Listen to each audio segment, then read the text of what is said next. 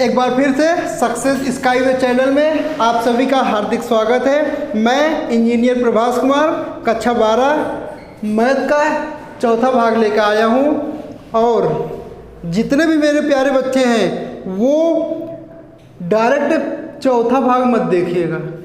अगर आपको देखना है तो पहले भाग 1, फिर भाग 2, फिर भाग 3, उसी के बाद 4 देखिएगा, नहीं तो समझ में नहीं आएगा। और एक्सरसाइज अभी हम नहीं करवा रहे, अभी हम पूरा कॉन्सेप्ट बता रहे हैं और एक एक एग्जाम्पल दे रहे हैं और एक्सरसाइज हम करवाएंगे ही। आप लोग सिर्फ कॉन्सेप्ट कॉपी में नोट करिएगा अच्छे से, ठीक है। चलिए देखते हैं अगली हेडिंग क्या है। हम संबंध को रोस्टर विधि में लिखना सीख चुके थे, ठीक है। आगे की कहानी देखते हैं। अगली हेडिंग ये आती है संबंध के प्रकार। अगली हेडिंग ये आती है संबंध के प्रकार। अगली हेडिंग ये आती है संबंध के प्रकार। अगली हेडिंग ये आती है संबंध के प्रकार। संबंध के प्रकार इसी से प्रश्न आता है भाई बोर्ड में इसी से प्रश्न आता है। और संबंध एवं फलन 10 नंबर का आता है। कितने नंबर का? 10 नंबर का आता है, ठीक है। तो ये वाला इंपॉर्टेंट है भाई, संबंध के प्रकार। चलिए अब देखते हैं संबंध कितने प्रकार का होता है। रियल लाइफ में देखेंगे तो संबंध पता नहीं कितने प्रकार का होता है। पापा मम्मी, मामा मामी, नाना नानी, भैया भाभी, बहुत सारे संबंध होते हैं, लेकिन इसमें कुछ लिमिट है। इसमें क्या है? लिमिट है। देखते हैं कितने प्रकार का होता है। जो संबंध होता है 3 प्रकार का होता है। कई प्रकार का होता है? 3 प्रकार। चलिए पहला प्रकार ये है स्वतुल्य संबंध। पहला प्रकार क्या है? स्वतुल्य संबंध। पहला क्या है? स्वतुल्य संबंध। चलिए पहला भाग। और दूसरा का प्रकार क्या है? सममित संबंध। क्या है? सममित संबंध। सममित संबंध। सममित संबंध। और तीसरा का क्या है? संक्रामक संबंध।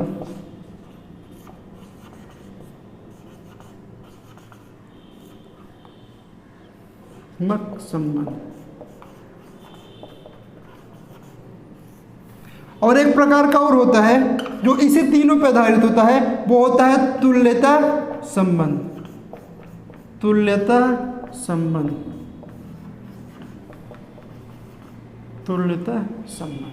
तो संबंध कितने प्रकार का होता है? 4 प्रकार का। पहला स्वतुल्य संबंध, दूसरा का सममित संबंध, तीसरा का संक्रामक संबंध और चौथा तुल्यता संबंध, ठीक है। चलिए इसको नोट कर लीजिए। फिर उसके बाद बताते हैं स्वतुल्य संबंध क्या है, सममित संबंध क्या है, संक्रामक संबंध क्या है, तुल्यता संबंध क्या है। चलिए स्वतुल्य संबंध पे आते हैं। किस पे आते हैं? स्वतुल्य संबंध पर। चलिए इसको इरेज कर देते हैं। अब पहली हेडिंग क्या है फिर से डालिएगा, स्वतुल्य संबंध। सबसे पहले इसकी परिभाषा क्या है? सभी ए, सभी ए, सभी ए, सभी ए बिलोंग्स टू कैपिटल ए। सभी ए बिलोंग्स टू कैपिटल ए।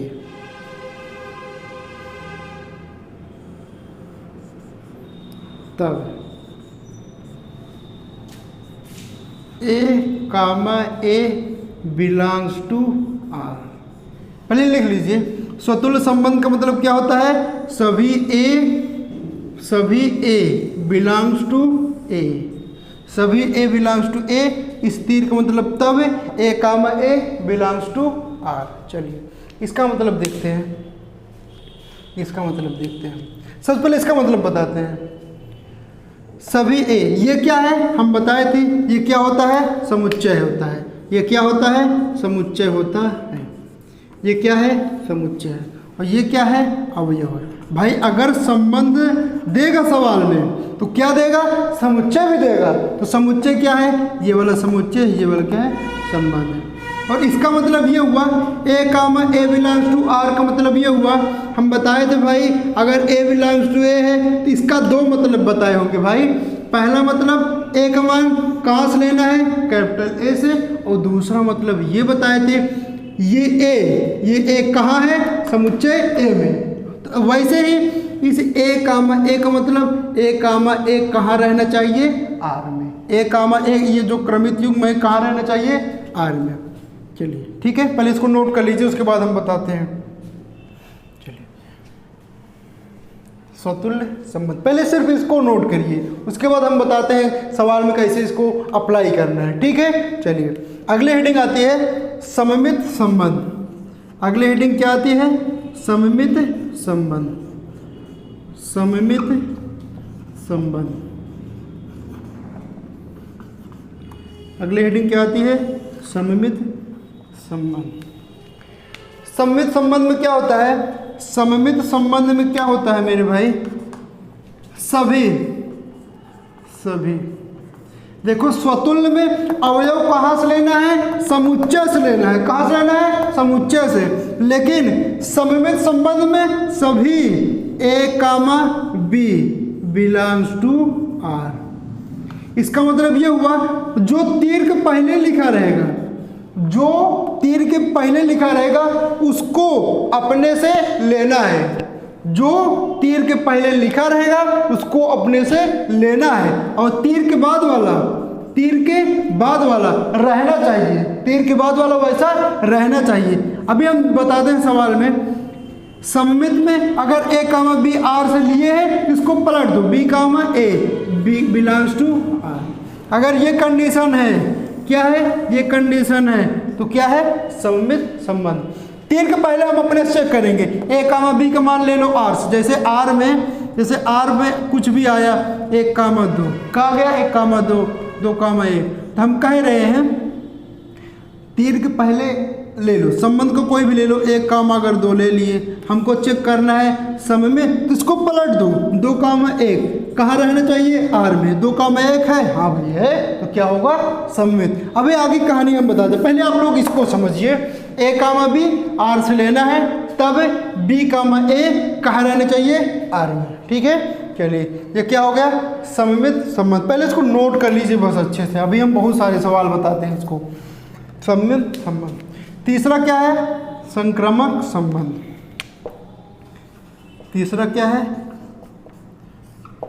संक्रामक संबंध। संक्रामक संबंध, इसमें क्या आता है, इसमें ये आता है सभी, तीर के पहले अपने से लेना है, A belongs to B comma R, और A comma B belongs to R, और B comma C belongs to R. A comma B कहाँ से लेना है, आर से, और बी कामा सी कहाँ से लेना है, आर से। तब पहला क्या है, ए, आखिरी क्या है, सी, इसको ले लो, ए कामा सी कहाँ रहना चाहिए, आर में। ए कामा सी कहाँ रहना चाहिए, आर में। ठीक है, इसमें संक्रामक में क्या बताया मेरे भाई, संक्रामक में ये बता है ए कामा बी आर से ले लो। भाई आर में क्रमित युग्म तो रहेगा, तो ए कामा बी आर से ले लो, और बी कामा सी कहाँ से ले लो, आर से। तब ए कामा सी कहाँ रहना चाहिए, आर में। पहला और आखिरी कहाँ रहना चाहिए, आर में।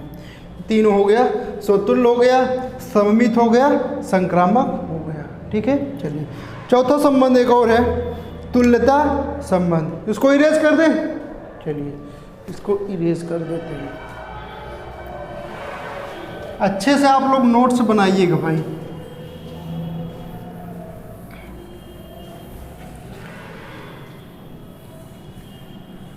भाई मैं चाहता तो मैं भी डायरेक्ट एक्सरसाइज शुरुआत कर सकता था। भाई भाग 4 आया है, अभी तक हम एक्सरसाइज का एक भी प्रश्न नहीं किए हैं।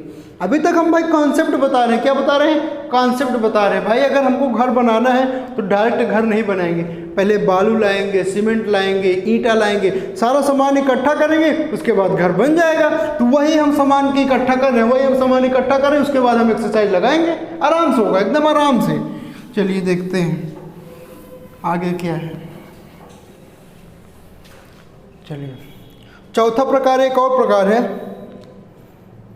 तुल्यता संबंध। क्या है? तुल्यता संबंध।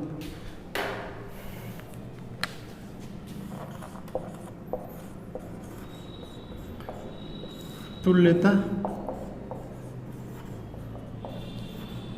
संबंध। तुल्यता संबंध में बहुत ही सरल है।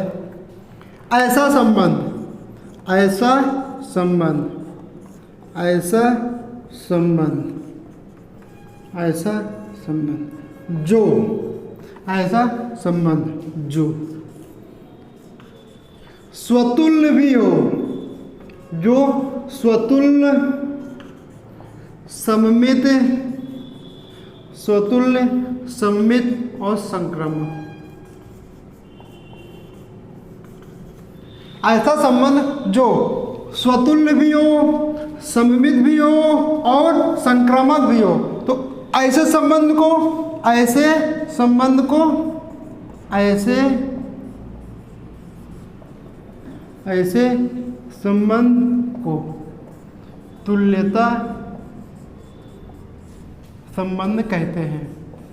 तुल्यता संबंध कहते हैं। हम क्या बोले हैं? तुल्यता बहुत सरल है। स्वतुल्य चेक कर लो, सममित चेक कर लो, संक्रामक चेक कर लो।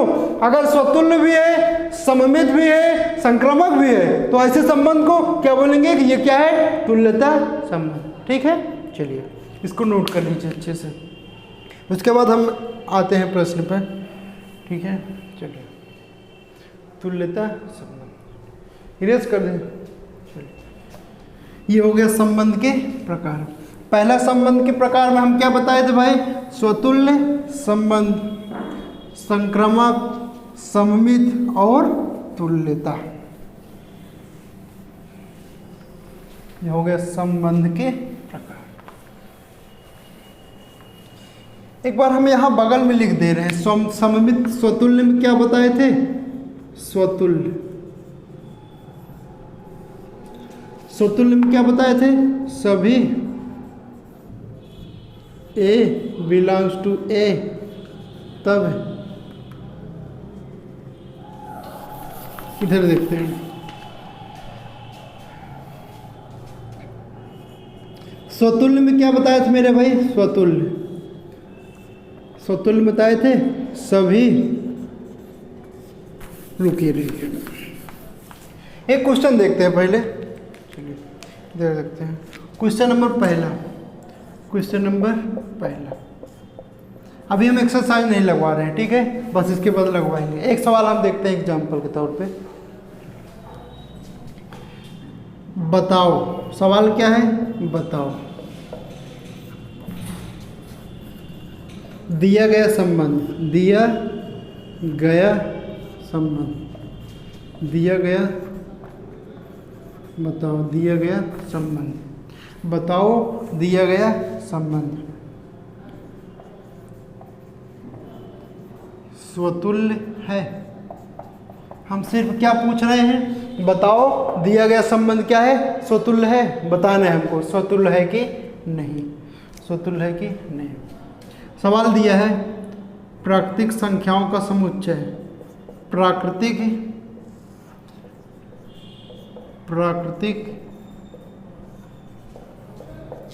संख्याओं का समुच्चय, प्राकृतिक संख्याओं का समुच्चय, प्राकृतिक संख्याओं का समुच्चय n में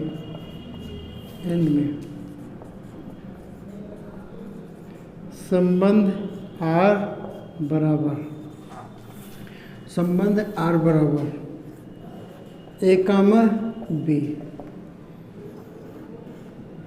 3a माइनस b बराबर 0। सिर्फ ये दिया है, हमको बताना है दिया गया संबंध स्वतुल्य है, स्वतुल्य है। चलिए तो सबसे पहला काम हम क्या करेंगे, संबंध को किस विधि में लिखेंगे, रोस्टर विधि में लिखेंगे। किस विधि में लिखेंगे, रोस्टर विधि में। तो रोस्टर विधि बहुत ही इंपॉर्टेंट है।